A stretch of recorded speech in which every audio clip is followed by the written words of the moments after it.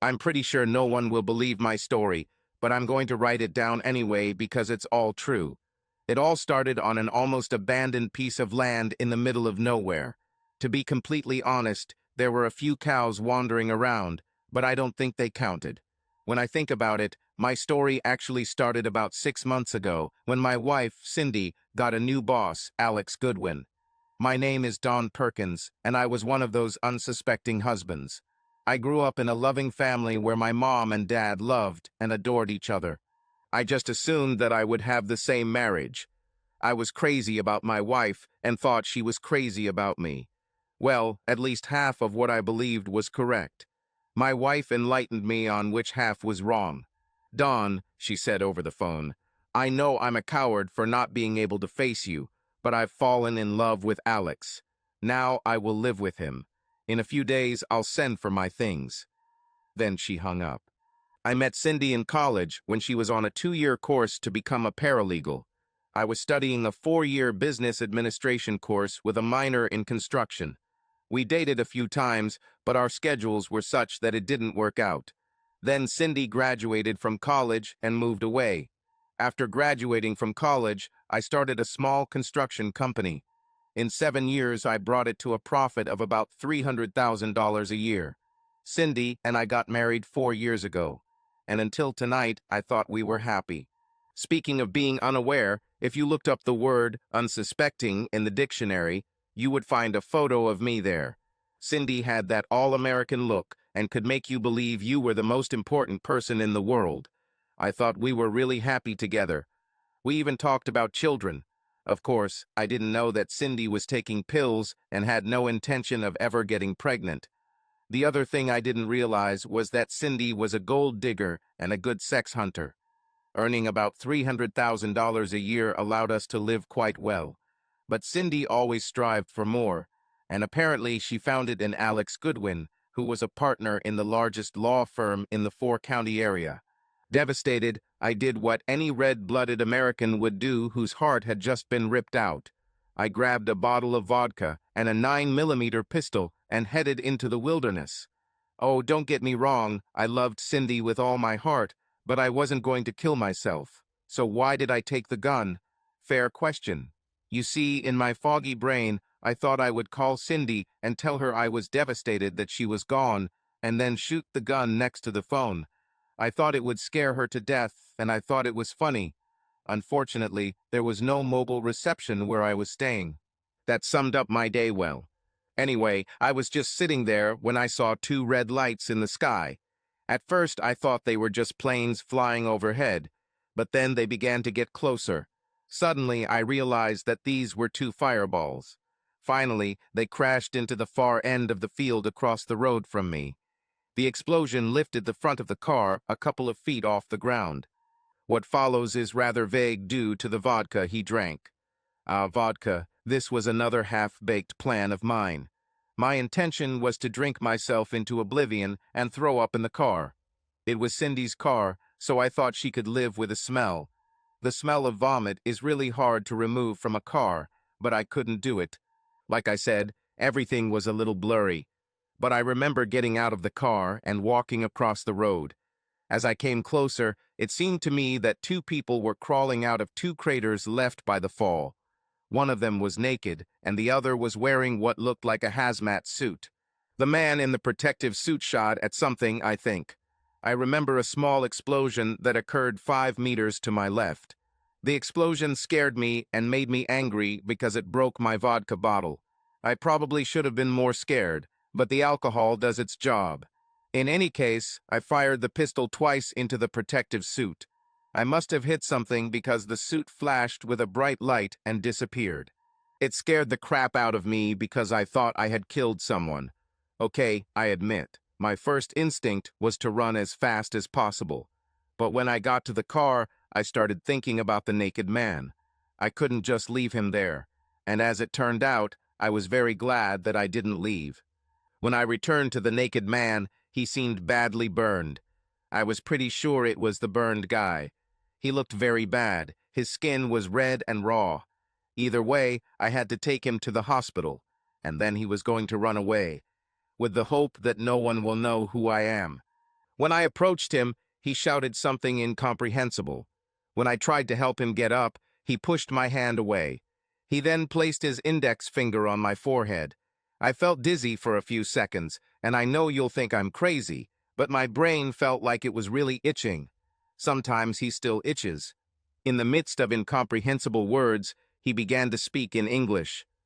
Damn cousin tried to finish me off. He couldn't just let me serve my exile. I was stunned and could only say, "So your cousin tried to kill you." Then he seemed to notice me. "Who the hell are you?" "My name is Don Perkins, and I'm going to take you to the hospital." "I don't want to go to some damn hospital," he replied sharply. "What is this anyway?" I assumed the accident had damaged this guy's brains, so I decided to play his game. "A hospital is a place where the sick or injured are cared for. You're hurt, so I'll take you to the hospital." "I'm fine," he insisted, standing up. "Take me to your home." When he stood up, I was shocked to see short blonde hair appear on his head. His face looked completely normal, even his nose looked normal. I decided it was vodka, or I was going crazy. He started to walk away, but then looked back. "Are you coming, idiot?" I would have just driven away and left that idiot in the field, but he saw my face, and I was worried that there would be an investigation into the other guy's death. So I decided to take him with me until I figured out what he was going to do. I don't know what I was thinking. I wasn't going to kill him if he wanted to go to the police. No matter how I analyzed my situation, it seemed like I was in shit no matter what I did. Somehow I got us home without getting caught, and once I got him settled in the kitchen, I found him a pair of pants and a sweater. Then he made coffee. Over the next hour, this person told me the most incredible story. At first I listened with half an ear because I was more worried about my problem that I could become a murderer. But as his story unfolded, I had no choice but to pay attention. My guest, whom I was sure was crazy, claimed that he had been exiled to this planet. He comes from a planet 647,000 light-years away. According to him, on his home planet, the creatures were energy beings. He explained that he lost a power struggle to his cousin and was exiled to this planet. This meant that he had to take on the physical form of the species inhabiting this planet. I held the gun tightly because I thought this guy could be dangerous. But everything changed when I challenged him. I decided that he was talking nonsense and, perhaps, had escaped from some kind of mental hospital. "This is all very interesting," I finally interrupted him. "But I think it's time for you to leave. Where can I take you?" He looked at me annoyed and then sighed. "Don't be a coward. Why don't you just say it straight? Obviously a dumbass like you doesn't believe me. What can I do to convince you?" "It's okay," I said, standing up and tightening my grip on the gun. "Just tell me where to take you." The next thing I remember is that I was pinned to the ceiling. Then my guest picked up a chair and sat me down on it. Now I was sitting on a chair in the air in my kitchen.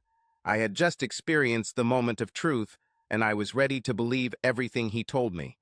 When he was satisfied that I was convinced enough, he returned me to the floor. I just sat there and looked at him while he smirked. Then his stomach growled, and he jumped to his feet, exclaiming, "This damn body is defective." "No, it's not defective," I said with a laugh. "You're probably just hungry. I'll make you something to eat." "Eat?" The man seemed confused for a second, then his eyes lit up. "Yes, sure. Your species needs food throughout the day. What a damn waste of time." I cooked bacon and scrambled eggs for him. However, it was the cup of coffee that completely delighted him. I warned him that it was hot and to be careful, but he still swallowed it in one gulp. Then his eyes opened wide, and I was sure he had burned his throat. But that was not the point. It turned out that the caffeine in the coffee stimulated pleasure in his brain. After that, he was not interested in food, he only wanted coffee. After he drank a pot of coffee, he didn't get the same excitement, so he decided to eat what I made. After he had eaten a dozen eggs, a pound of bacon, half a loaf of bread, and another pot of coffee, my guest began to yawn. However, during the hour he spent eating large quantities of food, he explained how he ended up in his current situation. In a confusing exchange, my guest explained that he had lost some kind of power struggle for leadership of his home planet to the equivalent of a cousin. But that wasn't exactly what one would call a cousin. After half an hour of trying to explain it to me, I told him to forget about it, we'll just call him cousin. And as far as I understand, such power struggles happen all the time, and losing in such a competition meant exile to a remote part of their planet for a year. However, his cousin exiled him to a primitive planet for 5 years, and then he sent one of his assistants to reduce his energy to a level where he could not return home. When I asked him where he was from and what his name was, he said I would never be able to pronounce either, and he was right. However, after a series of whistles, clicks, and guttural sounds, I heard what sounded like Izzy at the end of his name. So I told him I would call him Izzy. He seemed very pleased with this. From his point of view, it was difficult for him to understand what could please a person.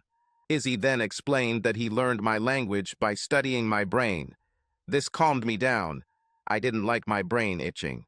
Anyway, I asked him why he knew so little about so many other things. His answer was quite arrogant. He said that our brains are so inefficient and chaotic that searching for information in this way is time-consuming and nauseating. Throughout our conversation, his answers were filled with profanity. It started to get on my nerves. "Why do you swear so much when you talk?" I finally asked him after he said for the 5th time that the coffee was damn great. Izzy looked at me in surprise. "These words dominated your mind. And now that you mention it, who is this damn bitch that overshadows everything else in your limited brain?"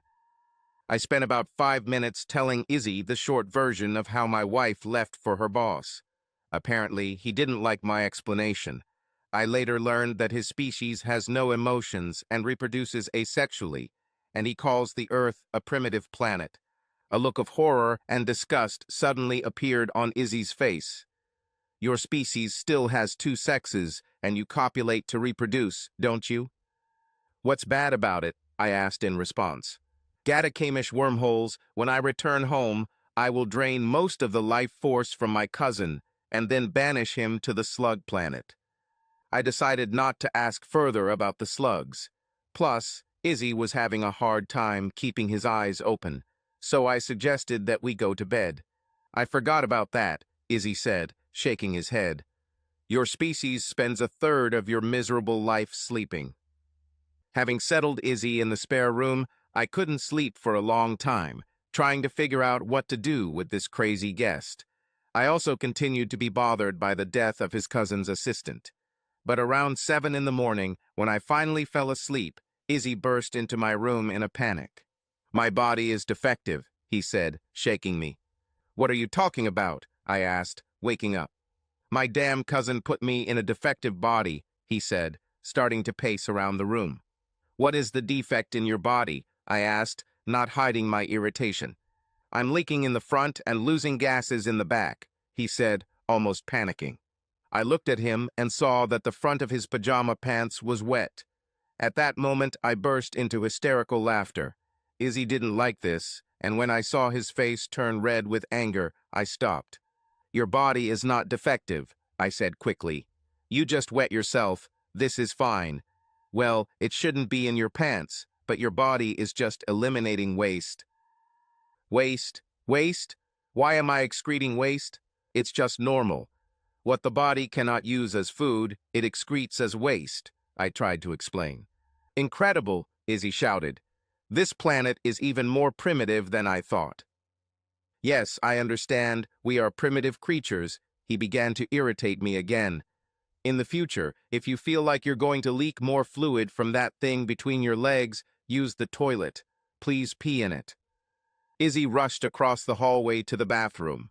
A minute later, I heard him peeing in the toilet, and then a burst of laughter. "It was really nice," he said when he returned. Yes, that's right. I decided to tell him the bad news right away to avoid a big mess. "You will also be releasing solid waste. Please do this in the toilet too." An expression of uncertainty appeared on his face. "Will it come out of your mouth? If so, how does it taste?" "No," I shook my head. It won't come out of your mouth, and to save you the unpleasant experience, don't even think about tasting it. It will come out of the back of your body. Izzy's face suddenly lit up with excitement. Does this feel good? I nodded. There's nothing better than sitting on the toilet and having a good pee in the morning. With that, Izzy rushed back into the bathroom, and I heard the sounds of a man relieving himself. Only Izzy laughed. At this point, I decided it would be best to teach him how to use toilet paper right away. I didn't want him to smell all day. At this point, I wasn't sure if I'd be able to get him into the shower soon. At breakfast, I learned that Izzy likes Captain Crunch and Trix cereal. He ate a box of each. Then Izzy started asking me a bunch of questions about life on Earth. I answered all his questions until he started asking about Cindy and her boss Alex. Then I became somewhat defensive. This only made Izzy more curious. He eventually demanded to meet with both of them. I refused. Why can't I meet them? He complained. They are clearly causing you a lot of pain. Don't you want this to stop? Now Izzy had my full attention, and I was ready to consider meeting them. But first I wanted to know what my alien visitor was talking about. How are you going to stop them hurting me? I asked and quickly added, you can't kill them if that's what you mean. Kill? Who said anything about bloody murder? Izzy said, somewhat taken aback. We cannot knowingly kill another living being. It is part of our core essence. If one of mine deliberately kills another being, that act will end with its own existence. What about your cousin's assistant? I killed him. Will this cause you problems? Izzy snorted. You didn't kill him. You scared him to death. He simply dissipated his energy to escape. My memory is a little fuzzy about last night, I said skeptically. However, I am confident that I destroyed the one who was pursuing you. It seemed to explode when I shot it. Besides, why did he try to kill me? Izzy chuckled. You couldn't kill one of mine even if you dropped one of your nuclear bombs on us. We are pure energy. The suit he wore was simply so that he wouldn't have to go through decontamination. Now he is returning to our home planet. However, without his interdimensional ship, he will have to search for the nearest wormhole. It will take him 4 or 5 Earth years to get home. And he didn't try to kill you. He was just trying to scare you.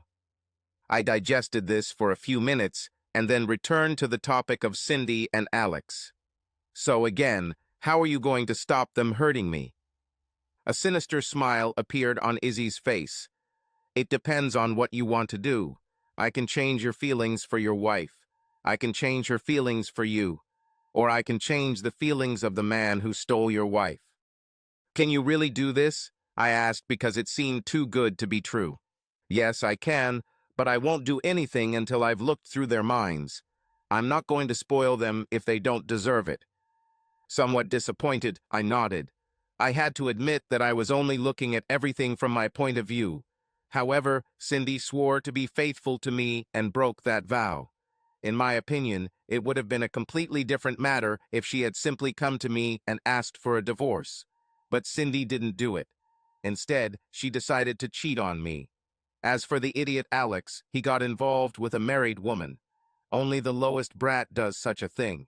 After explaining my feelings about this, I allowed Izzy to view my memories of my relationship with my wife directly from my brain.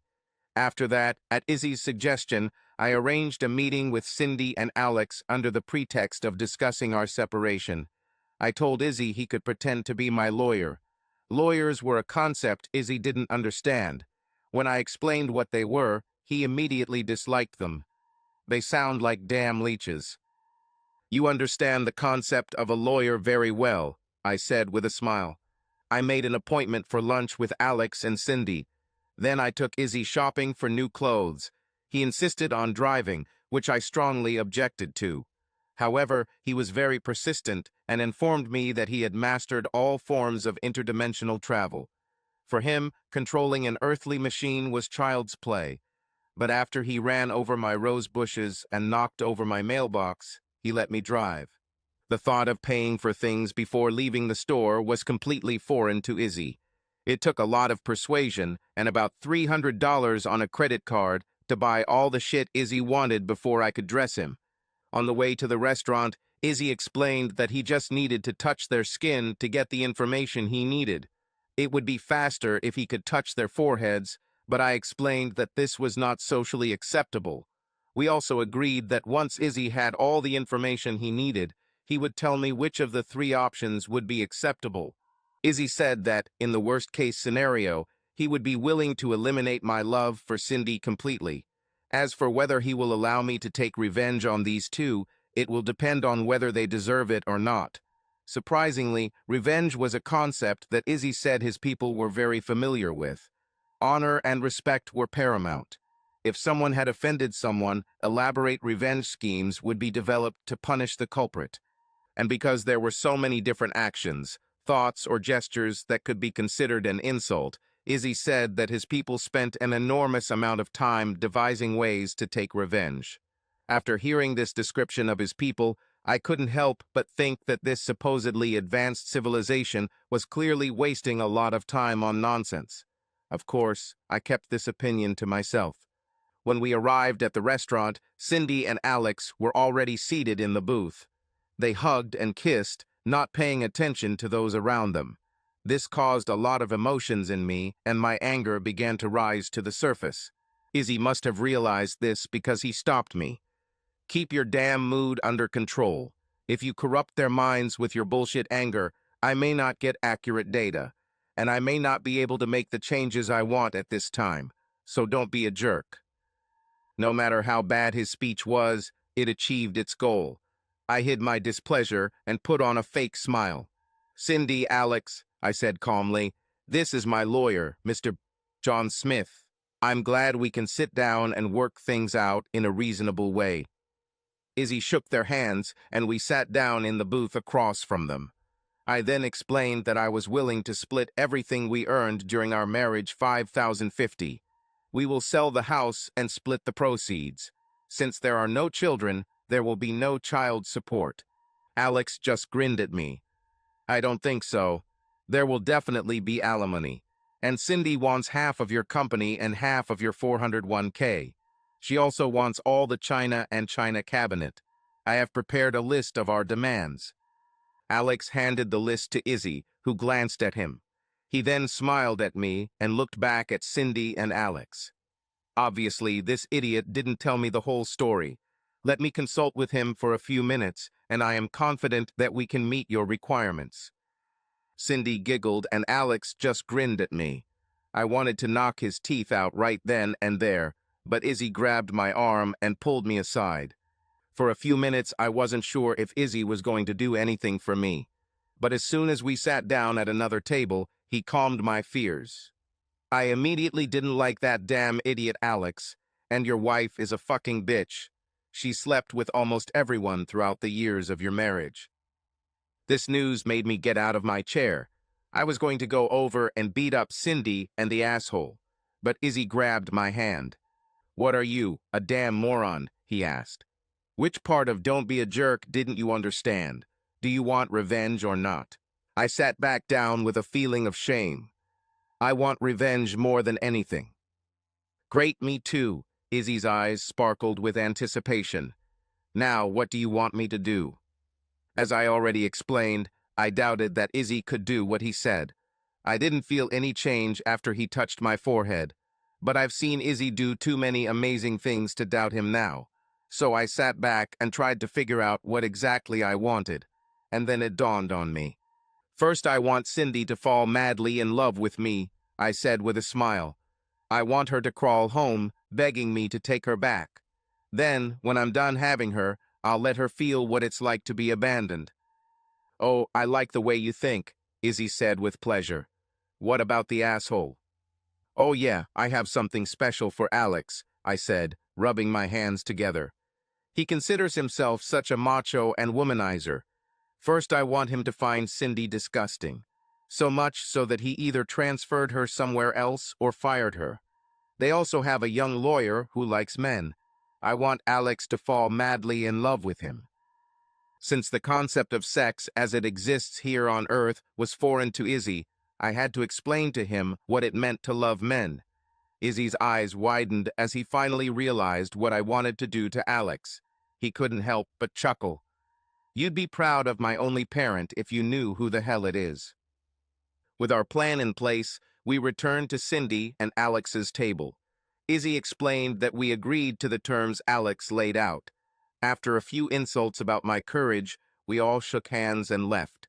After leaving the restaurant, I explained to Izzy that I needed to check on things in the office to make sure several projects were going according to plan. Making a living was another concept Izzy didn't understand. To him, it seemed like a damn waste of time. So I explained that if he wanted me to keep buying coffee and Cap'n Crunch, I needed money, and in order to get paid, I have to make sure that all my construction projects are completed on time and on budget. On the way to the office, I asked, "How long will it take for these new feelings to take effect?" "You will begin to notice changes within a few hours, and by tomorrow morning the process will be complete." A quick review of the reports and a few phone calls confirmed that all 6 of my projects were progressing well. After that, I decided to celebrate with Izzy. I was also interested to know his reaction to naked women, so I took him to a nightclub that offered full service for a reasonable fee. I discovered 2 things about Izzy at the nightclub. Firstly, alcohol had no effect on him at all. However, he really liked the taste of rum. So instead of ordering him a glass, I bought him the whole bottle. The girls and bartenders looked at him in amazement as he drank it in one gulp without experiencing any effect. As I slowly slipped my whiskey and soda, Izzy grabbed my hand and pointed it between my legs. I immediately noticed that he was excited. "No, your body is not defective," I said with a grin. "In fact, I would say it is operating at peak efficiency." "But how can I remove it?" he asked, starting to finger himself. "Well, there are 3 ways to handle this," I said as I saw one of the dancers take off her top. She had magnificent breasts. "You can wait, and it will go away eventually. You can help yourself. Or you can have sex with a woman. Of the 3, I definitely recommend the 3rd option. Are you interested?" "Fucking sure." He immediately began unbuttoning his pants. "Don't be so impatient," I said, moving his hands away from his pants. "I have to pay first." "This whole concept of payment is just a pain in the ass," Izzy grumbled. I didn't know how Izzy would react to the whole sex process, so I only paid for 1 girl. However, I told the guy who took the money that if Izzy wanted another girl, he should just take the money from me. After 5 girls, I decided that Izzy was enough for today. He was disappointed, but agreed to leave. I spent the rest of the day showing Izzy around the city and explaining how everything worked. Of course, we stopped at the grocery store to buy more coffee, Cap'n Crunch, tricks, and whatever else Izzy was interested in. By the time I brought him home that night, he was still full of excitement. As we sat drinking coffee, I suddenly realized that I no longer cared about Cindy. It was like the first time I met her. I thought she was attractive and wanted to get to know her better. But other than that, nothing. The intense pain that was burning me from the inside disappeared. The next morning, after a box of tricks, a pot of coffee, and a large chocolate bar, I managed to convince Izzy to take a shower. He thought it was funny up to a certain point. I didn't tell him that he shouldn't eat soap. So sue me if you want, it's a small town, not much to do. He was still trying to get rid of the taste of soap in his mouth when I pushed him into the car and drove to Cindy's office. I typed up an agreement that included all the demands that Alex was making on Cindy's behalf. When we entered the law firm, I didn't notice Cindy in her usual place, and Alex's office door was closed. I looked at Izzy with a questioning look. He, in turn, shrugged. I couldn't help but wonder if that revenge part had worked. "Marge, is Cindy here?" I asked the secretary. Marge looked around to make sure no one could hear her. "Dawn, she's in the dining room. I'm sorry to hear that you are breaking up. I think she's starting to doubt her decision. In any case, Alex announced that he was transferring her to another office. I don't know what that means." "Do you mind if I stop by and give her these documents?" I insisted. "Certainly," Marge replied, looking around again. "All partners, except Alex, are now out of the office, and he's in his office with Roger, one of the new lawyers, and this is also strange." Why? I asked, unable to contain my smile. Roger loves men, and Alex resisted hiring him with all his might. Izzy was now chuckling quietly and rubbing his hands. Just great. I left Izzy in the reception area and headed to the dining room. Cindy sat there, crying bitterly, surrounded by 3 other women. "Excuse me, Cindy," I knocked on the door frame. "I have some documents for you." Cindy raised her head and ran into my arms. Then, choking on words, she said, "Oh, Dawn, forgive me. Can you forgive me? I understand now that you are the only one I have ever loved. Is there a chance that we can make things right?" I was almost tempted to tell her right there that it was over between us, but I decided it would be more fun to bring her home. I decided that a few weeks of sex before quitting would be quite fun. Yes, I was an asshole, but as Izzy would say, go to hell. I was going to enjoy the sex and let Cindy feel the pain she had caused me. As I pulled her away from the other women, I noticed the look on their faces. They looked dreamy, as if they had just witnessed some romantic moment. Nowadays, many women like to think that they are better than men, but this is not true. They're just different. I think the most striking difference is in the way men and women perceive sex. Most women want some kind of emotional connection with a guy, plus a million other conditions, before they agree to have sex. For guys, it's enough for a girl to just come naked with 6 bottles of beer. And even beer is optional. When Cindy and I arrived at the main office, it was in complete chaos. I saw Izzy at Alex's office door, and it looked like he opened it. There, in all his glory, Roger had sex with Alex. I have to admit, this surprised me. With the office in complete disarray, Cindy, Izzy, and I left. When we got home, Cindy dragged me into our bedroom. I stood up and took off my clothes. At that moment, I noticed Izzy sitting in a chair in the corner of the room. I felt a little awkward at first, but then I thought, to hell with it, if he wants to watch, he deserves it. As I pulled away from Cindy, I saw Izzy standing a couple of feet from the bed. He rubbed his hands and opened his eyes wide. That was incredible. Izzy didn't move, but his breathing quickened. I understood what he wanted. At first I wanted to refuse him, because she is mine. But then I realized that I had no feelings for Cindy. Now she's just good sex. "Do you want to try?" I asked Izzy. He immediately started nodding his head. "Cindy," I told my soon-to-be ex-wife, "Izzy wants you. You'll do this for me, right?" I noticed that she didn't really want to have sex with Izzy. "Do you really want me to handle the check with your friend?" "This will make me so happy," I lied slightly. Now it was my turn to watch. I have to admit that considering Izzy had never had sex before yesterday, he did pretty well. Over the next 3 weeks, I had sex with Cindy every morning and every evening. We did everything possible between a man and a woman. Strangely, Izzy didn't want anything to do with Cindy after the first time. When I asked him about it, he explained that she was such a selfish bitch with such negative energy that he didn't feel comfortable being around her. At the end of the 3rd week, Izzy and I decided to go on a trip.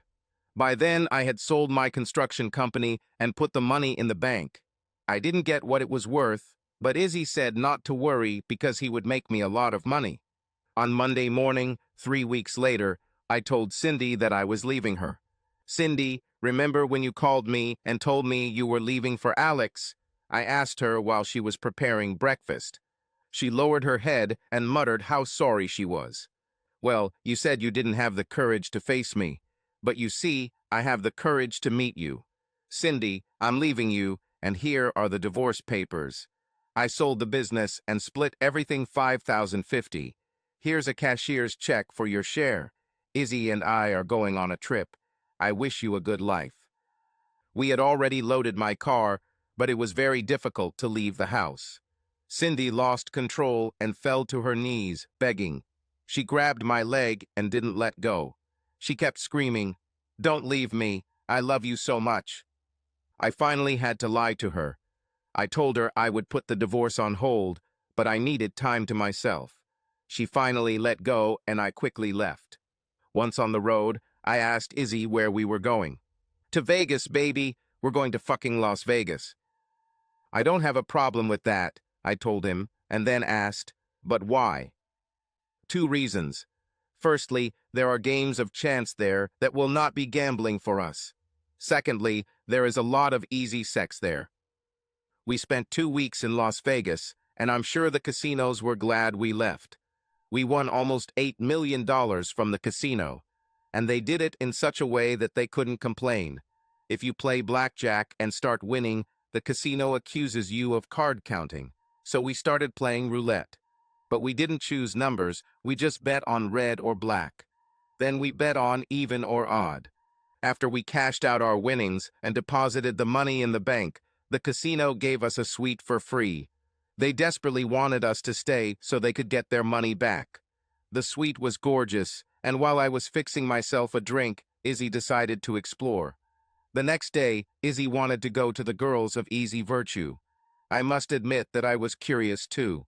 On the way to the chicken coop, Izzy explained what he was going to do. As the girls pass in front of us, Izzy will touch each girl's forehead and instill a desire in them so that they will feel an overwhelming desire to be with one of us when we call. As Izzy explained, we will have to pay for the first time, but after that we will have a choice for free. Like I said, we left Vegas with about $8 million. I asked him why we didn't stay there and continue winning money. He said that what he was doing to allow us to win was draining his energy too much. So we continued traveling, stopping wherever something caught Izzy's curiosity. Why he wanted to stop and look at the largest ball of thread in the world is unclear to me. But our tour of Area 51 was exciting. I don't know how Izzy did it, but he did it. Oh, in case you were wondering, they actually have alien spaceships and even preserved aliens. Izzy says that the aliens stored there are all lower species. I think for Izzy, all creatures are inferior to his people. As the trip progressed, Izzy told me that he had heard some things about Wall Street, but wanted to learn more. I explained that this is a place where you can buy shares of companies. The value of companies can rise or fall depending on their success or the mood of the economy.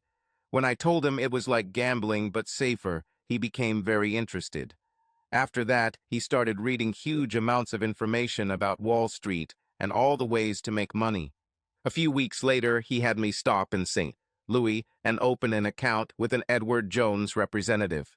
When I asked him why Edward Jones, he said he liked the name. After that, he began buying and selling shares. He began shorting stocks and buying commodities. Our $8 million grew to almost $80 million. We were both tired from traveling, so we rented a place in my hometown to recuperate before our next trip. 3 days after we settled in, we were on our way to dinner when we were stopped by two men in ill-fitting suits. I'd never seen them, but Izzy recognized them. They were from his home planet. They wanted to talk to him alone. One thing you can say about Izzy, he was almost always in a good mood. He smiled often. Izzy admitted to me once that he was furious when he was exiled to this planet. Now he hoped that his cousin would simply forget about him. According to Izzy, he was having the best damn time of his life. When Izzy returned from talking with the two men, his shoulders were slumped and there were tears in his eyes. I've never seen him cry. What's happened? Did someone die? I asked. No, but my cousin was overthrown, he answered sadly. My exile has been canceled. Are you going home? I asked, concerned that I might lose my partner. I have no choice, he explained. When my cousin was overthrown, I became the new ruler of my planet. Oh, I said quietly, then you'll have to leave. I'll miss you. I have 24 hours to prepare, and then they will come to accompany me home, Izzy said with a sigh. A moment later, his smile returned. Since I only have a day left, let's make it awesome. However, Izzy's plan for an amazing day didn't include anything I expected. Instead of walking around the city, which I didn't really want to do, Izzy decided to spend time wandering around the city and making memories. We spent the day talking about our travels and adventures. It seemed that Izzy wanted to relive them again. In fact, it turned out to be a very amazing day. When the two men returned, Izzy asked permission to say goodbye in private. They agreed and waited outside while Izzy and I sat in the kitchen of our rental home, sharing our last cup of coffee. "Before I go," Izzy said hesitantly, "I have a confession and an apology." Izzy making a confession was nothing new. He did this often. Most of them concerned new things Izzy discovered about Earth or its people. But Izzy apologizing was completely new. I don't remember him ever doing this. He was a man who always went ahead, no matter the consequences. "Apology? This is something new," I said with a grin, trying to diffuse the situation. Izzy took a deep breath and began. "When I first arrived on this planet and heard you talk about love, I thought it was a waste of time. And when I saw how your ex-wife treated you, I was even more convinced that love is a fiction. However, in the almost 4 years that I spent here, I realized that I was completely wrong. Your people are born, live a pitifully short life, and then die. And no matter what you do throughout your life, in the end, all that matters is who you loved and who loved you. I envy you." There was an awkward pause, and tears filled Izzy's eyes. I decided that if anyone needed a hug, it was Izzy, so I reached out and gave him a big hug. He returned the hug, but then whispered in my ear, "Remember, my name is not Alex." I laughed and let him go. "What's the excuse?" I finally asked. "Yeah, about that." He clearly felt awkward, admitting his mistake. "You didn't ask for this, but I decided you needed it. When I changed your feelings for your ex-wife, I introduced a command that made it impossible for you to fall in love with any woman. Now I understand that I was wrong. I'd like to fix this before I go." I was surprised to learn that Izzy did this, but I realized that I didn't have any feelings for anyone when I thought back on our time together. I thoroughly enjoyed sex with women, but felt no feelings other than wanting them to satisfy me. Then it dawned on me. Lately, I've been feeling more and more unhappy, let down. No doubt my inability to love was part of it. Izzy reached out and touched my forehead. Then he smiled and stepped back. "It's time to go, Sovereign," said one of the two men as he re-entered the house. "Will I ever see you again?" I asked, realizing that I really loved this strange friend. He looked over his shoulder at the two men who were waiting for him. Then he said in a loud voice, "No, that would be impossible." Then he winked and smiled at me. Revenge is a funny thing. It's rare that you achieve the results you expect. This was the case with Cindy and Alex. If I had known about Cindy's reputation, I would never have married her. Even though she was a cheater and a bitch, we had our good times and the sex was always great. Because of Izzy's command, Cindy was forced to live by loving me. At least that's what I think. I never thought to ask Izzy if his commands stopped working. Anyway, because Cindy is who she is, and because she couldn't be with me, she became a bitch. Most of you probably think that I took revenge on her by reducing her to the level of an accessible girl. In fact, Cindy has always been like this. The only difference is that instead of receiving money from her unsuspecting husband, she receives money from her clients. Alex left the company he worked for. This was not an amicable parting. Apparently, the company had a moral clause, so Alex suffered both physically and financially. But when Alex left the firm, he took Roger with him. As far as I understand, they are doing well. However, it wasn't all smooth sailing for Alex. I learned that at some point Roger left him and Alex tried to commit suicide. Luckily, she and Roger made up and eventually got married. Last I heard, they were trying to adopt a child. Gee. When Izzy first offered to help me get revenge on Cindy and Alex, I was excited and happy. But as you can see, everything didn't turn out the way I expected. All these things, plus Izzy's disappearance, made me depressed. I tried to continue traveling, which was so fun in the past. But without Izzy, they quickly became boring. The money Izzy made for us was now worth over $100 million, so I didn't have to work. But I realized that I need to work. I realized that I was so unhappy because I had no purpose in life. So I went back to what I knew best: construction. However, before starting a new construction company, I invested most of the money Izzy made into various charities. I, of course, kept the $3 million for myself. I may be unsuspecting, but I'm not a complete idiot. Anyway, when that was done, I started a new construction company near Dallas. That was 3 years ago, and today I have contracts for projects worth $40 million. Three of these contracts are for the construction of parts of the southern wall of the United States. A country that does not protect its borders is not a country, it's just territory. One of the first people I hired was a sweet girl named Katie Williams. She has bright red hair and sparkling green eyes. She's a little overweight, but her smile can light up a dark room. We got married a year ago, and I couldn't be happier. I didn't tell Katie about Izzy because I knew she would never believe me. Some nights I lie in bed and wonder what would happen if Izzy came back. One thing I know for sure, I am not going to share my wife with him. He will have to find his own woman. Subscribe to our channel so that your love doesn't cheat on you, and go ahead and listen to the next story, because this story is nothing compared to the next one. If you're under 18, don't even think. Click to the next one. Click to the next one. Click to the next one.